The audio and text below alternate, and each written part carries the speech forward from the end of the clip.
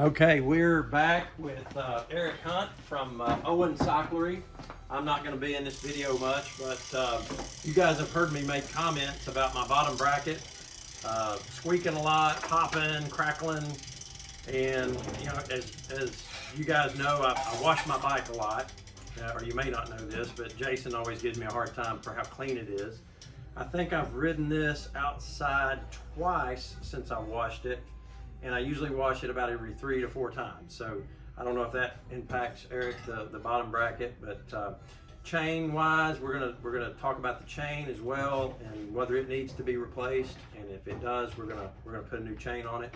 But I'll let Eric take it from here. So they're all yours. Yeah, to answer your question, Mike, if you do wash your bike frequently, you can wash grease out of that area, which can create popping, cracking. It's more common for maybe if you ride on a wet road, you're actually introducing silt and dirt down into that area, which can make it crunchy. I got you.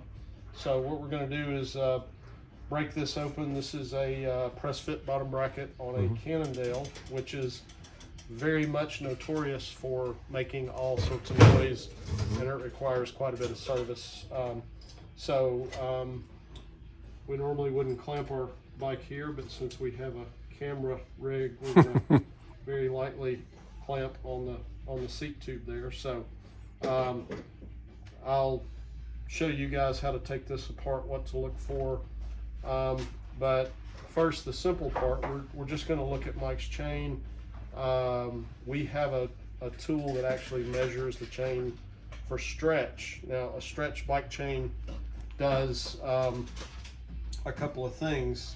The biggest bad thing that it does is it actually prematurely wears the cassette cogs and the front chain rings, which are more expensive parts to replace. So we want to make sure that the chain is in spec of what the manufacturer says it should be. Some people are more proactive on this, meaning that they're like, okay, I've ridden 2,000 miles, I want to put a new chain on. Other people, they will actually wait until symptoms arise. For example, you may have a gear in this sequence where the chain just will not hold its position on that gear.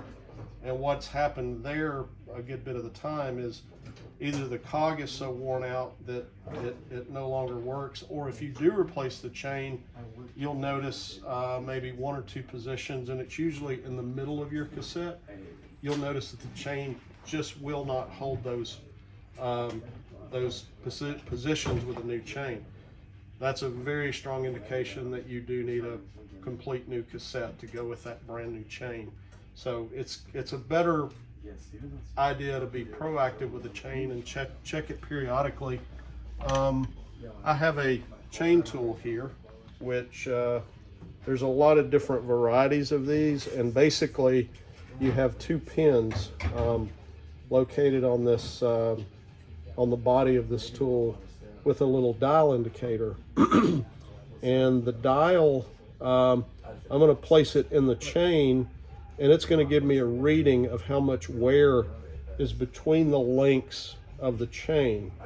I don't know if you can make this out, but there's a 0.75. If we get a reading greater than 0.75, it's always a good idea to replace that chain. So what I'm going to do is set our tool to 0, and I'm just going to place the tool on top of the chain, and I'm going to rotate until this stops. So our reading on this chain, and I'm going to check it in a couple other spots too, but we're reading 0.75, which tells me we're just entering that life of the chain to where it should be replaced. I've seen a lot worse. I've seen chains that are so worn that the gauge won't even pick them up. They simply just keep spinning and spinning. So, you know, also noteworthy, Eric checked my chain about 5-6 months ago, and he told me that maybe in the spring we might need one. Now he didn't realize that I don't have an off season.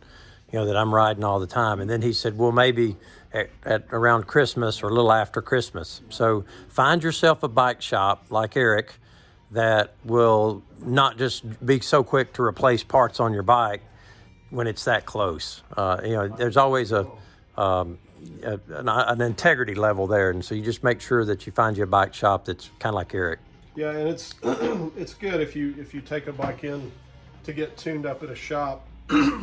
That's something they should be doing very routinely as part of that tune-up is, you know, replace the chain if it needs to be replaced, or have them give you a call. Yeah.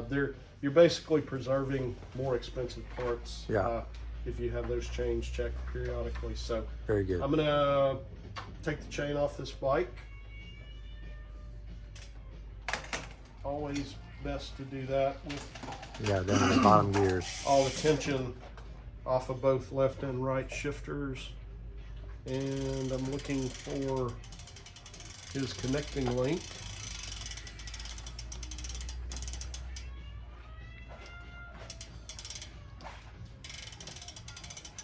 And you may not even use a connecting link. It you is. You may have a. It's on there. It's, Is it? Yeah. Okay. Yeah. Keep going.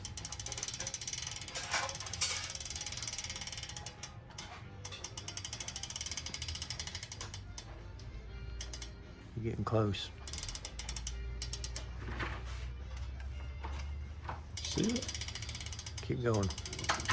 It's pretty noticeable once you see it. There we There you go. go, right there. Right there. Okay. And there's a tool made specially to disconnect this. Yeah, I have that tool in my toolbox. And we're compressing that connecting link.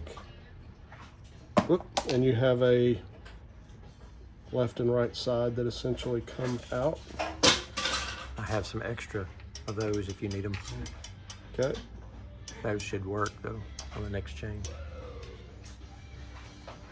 Yeah, and it's, some people do not use connecting links more than once.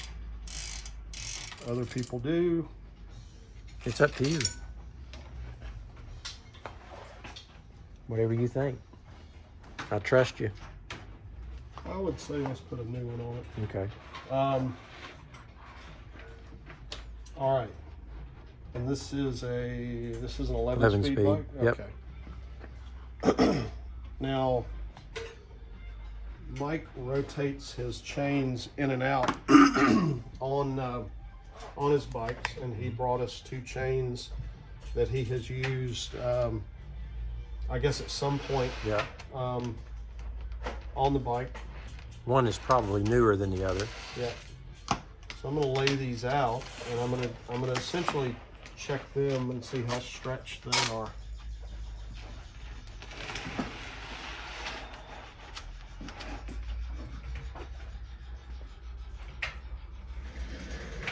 Same tool, right? Yep.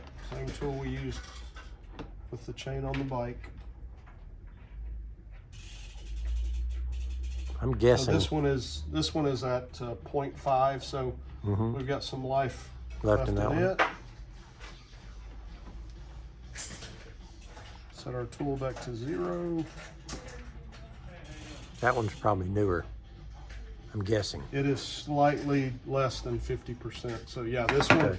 this one is newer. That's the one we'll put on? Yep. Okay. That's good. You use your new link and I'll pay you back. I've got some in my bag. Okie doke. Yep. It'll work. That's what I like about Eric. He's very easy. This, User-friendly. This chain is directional, and Yes. the reason we know that is we have Shimano logos written on one side of the Yeah, chain. The yeah. other side has no logos. So And you want the logos facing you, yes, don't you? we want Yeah. the logos facing the right side of the bike. Okay. That's a good tip. And we're going to simply feed the chain through the front derailleur.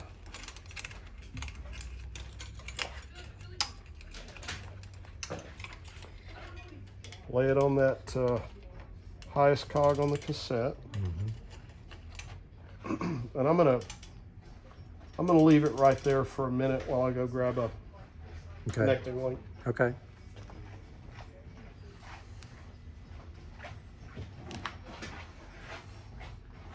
Eric has a very big shop here. It's he works on a lot of bikes.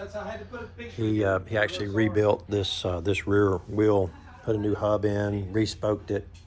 I had found these carbon wheels, Cannondale hologram wheels, and found them in Atlanta, which is I was down there working and had ridden on it maybe a few hundred miles, and the rear hub just locked up, and so it did wonders for my pedal stroke, but as far as the resistance, and we just couldn't quite figure it out for a while, and then when the rear hub locked up, we said, aha, that's got to be it. But he put a new rear hub, new spokes, re-spoked the entire wheel, basically just rebuilt the whole wheel for me. So if you ever need a wheel rebuilt, Eric is the guy. And then we upgraded the bottom bracket to a Ceramospeed bracket. Pretty good upgrade. We'll talk about that more in a. We'll do a video just on the bike. Yeah, I have a pack of those that are not even open. It's got 2 of them, and I'll just trade you. All right. Yeah. So this is our 11-speed connecting link, which there are other methods of connecting a chain together. This is the one that most people are most comfortable in using. There are chain pins that in some cases you would use, but a connecting link is nice because it's something that allows you to maybe take a chain off and clean it easier. If you, in an emergency, need to splice a link of chain out of your bike, you can mend it with a connecting link. Mm-hmm. And we're going to put one side of the link on the inside of the chain and the other on the outside. And there's a little gate that actually connects the two together.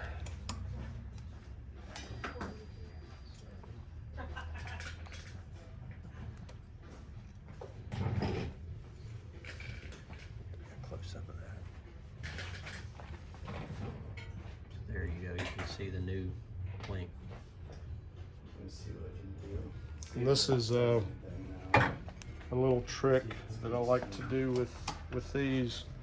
I'm going to rotate this connecting link to where we are between the crankset and the cassette. Mm-hmm. And if we take our crank and pedal and give it a good hard smack, It locks it. you'll see that it actually locks it in place. That's pretty neat. So it's a little faster. It's not incorrect to use your chain pliers, which I use to disconnect it. But I found that to be a very effective way to join 2 ends of a chain together, and sure enough, it's exactly where we want it. So now we've got a newer chain on there. This chain does need to be lubricated. All right. And you'll get a lot of opinions on what lubes work best. My rule of thumb, typically a road bike, a wax base or ceramic base lube is best. And then a mountain bike chain, a wet lube or kind of an oil based lube just has more staying power, has better ability to work through gunk and mud. And so, but again, depending on your habits with cleaning and servicing and so on, you'll get a lot of different opinions on chain lubes. That's good. So Very good.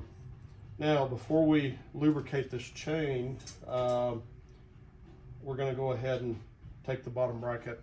Okay. We're not going to remove it, but we're going to pull the crank out. We're going to inspect our grease, see how much silt or how much water is in this part of the bike, just to Perfect. see if we can eliminate that popping that's going on in the bottom bracket area.